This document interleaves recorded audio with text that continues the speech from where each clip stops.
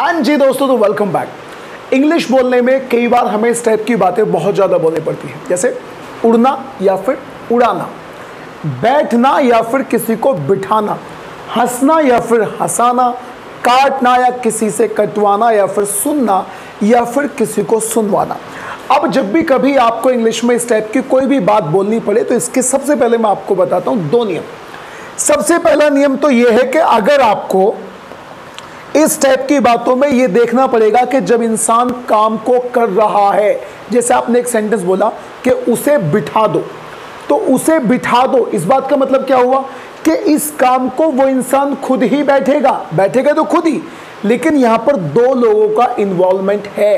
अब जैसे आपने एक सेंटेंस बोला कि अपने बाल कटवा लो, जब कोई इंसान अपने बाल कटवाएगा तो ये पूरा का पूरा काम दूसरे आदमी पर डिपेंड करता है, यानी यहां पर आप काम किसी दूसरे ही आदमी से करवाओगे।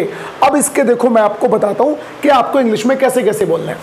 अगर आप बोलना चाहते हैं कि किसी को बैठना या फिर बैठाना यानी उसे बिठा दो, तो जब काम में दो लोगों का इन्वॉल्वमेंट है तो सबसे शुरू में आपको लगाना पड़ेगा मेक, उसके बाद में लगाना पड़ेगा वो व्यक्ति जिसकी बात चल रही है, उसको बिठा दो, उसको हंसा दो या फिर उसको रुला दो, तो आपको यहां लगाना पड़ेगा ऑब्जेक्ट, और उसके बाद में लगाना पड़ेगा एक्शन। एक्शन का मतलब काम, यानी सामने वाले से आप जो भी काम को करने के लिए बोल रहे हैं।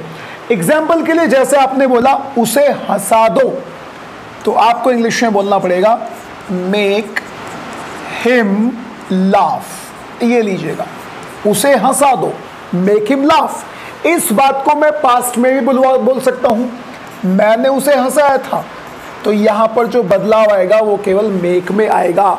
मेक की सेकंड फॉर्म बन जाएगी मेड। मैंने उसे हंसाया था, आई मेड हिम लाफ। ये लीजिएगा, आई मेड हिम लाफ, मैंने उसको हंसाया था। अब जैसे मैंने आपको बोला कि मैं आपको बिठाऊंगा, ये बात फ्यूचर की होगी। फ्यूचर के लिए हमने इंग्लिश में और फ्यूचर के लिए हमने इसमें विल लगा दिया। आई विल मेक यू, यानी मैं आपको बिठाऊंगा। I will make you sit, मैं आपको बिठाऊंगा। इस सेंटेंस का मतलब है कि बैठेंगे तो आप खुद ही, लेकिन मैं आपकी सहायता करूंगा और मैं ही आपको बिठाऊंगा। I will make you sit. इसके दो एग्जाम्पल और भी लेते हैं। जैसे मैंने कहा उसने मुझे रुलाया था, रुलाया था पास्ट हो गया तो पास्ट की सेकंड फॉर्म मेड बन गई।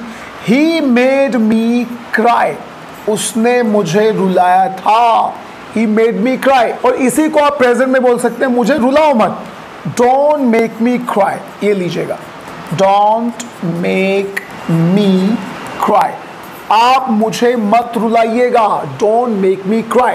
अब इसका एक एग्जाम्पल और भी लेते हैं। वो हमेशा मुझे रुलाता है, वो हमेशा मुझे रुलाता है, ये बन गया प्रेजेंट। तो He makes me cry, He makes me cry। और यहां पर आप चाहें तो लगा सकते हैं always, he makes me cry always, या आप इसे ऐसे कर दीजिए, ही ऑलवेज, यानी वो हमेशा, ही always makes me cry, makes me cry, वो हमेशा मुझे रुलाता है, ही ऑलवेज मेक्स मी क्राई।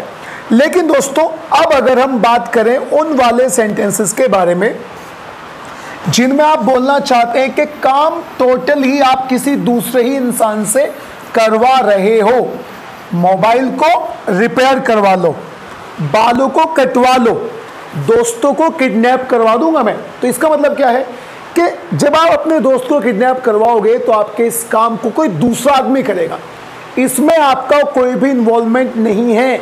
मैं अपने बाल कटवाऊंगा, इसका मतलब क्या है, इसमें मेरा तो कोई इन्वॉल्वमेंट नहीं है, कोई भी दूसरा आदमी आएगा, मैं उसके पास जाऊंगा या फिर, और वो मेरे बाल काट देगा। तो सबसे पहले समझते हैं कि इसका नियम क्या होता है। इसका नियम होता है कि सबसे शुरू में आप लगाएंगे गेट,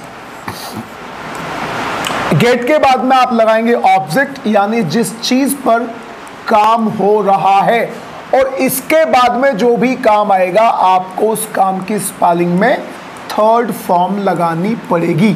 बस ये सबसे पहला हमारा नियम है जो हमें इंग्लिश में याद करना पड़ेगा जब भी आप बात कर रहे हैं काम किसी दूसरे आदमी से करवाने की। अब इसके भी कुछ एग्जाम्पल लेके समझते हैं। जैसे मैंने बोला अपना मोबाइल रिचार्ज करवा लो, तो सबसे शुरू में लगाएंगे गेट, अपना मोबाइल यानी आपका मोबाइल, गेट योर मोबाइल, और एक्शन की तो हमें थर्ड फॉर्म लगानी है, get your mobile, get your mobile recharged, ये लीजिएगा, get your mobile recharged, get your mobile recharge यानी अपने मोबाइल को रिचार्ज करवा लो, गेट योर मोबाइल रिचार्ज। अगर आपको कोई चेंज लेके आना है ग्रामर के हिसाब से तो वो गॉट में लग जाएगा, यानी गेट में बनेगा।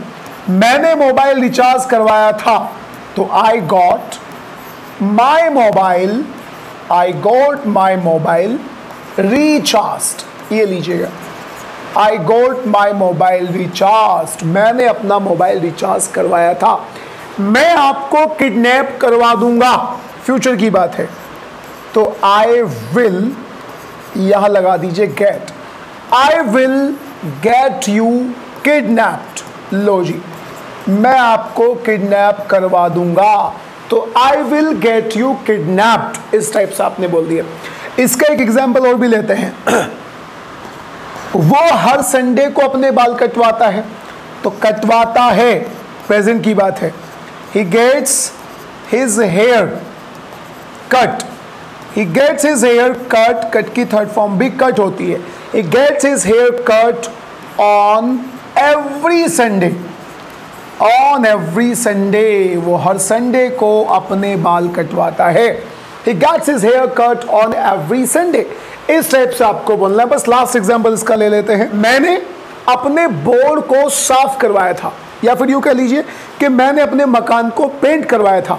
अब इसे हमें कैसे बोलना है इंग्लिश में, मैंने को आपने बोला आई गॉट, पास्ट की बात है तो सेकंड फॉर्म बन गई गॉट, मैंने अपने मकान को पेंट करवाया था, I got my house, I got my house painted, मैंने अपने मकान को पेंट करवाया था, सिंपल सी बात है, I got my house painted, I got my house painted।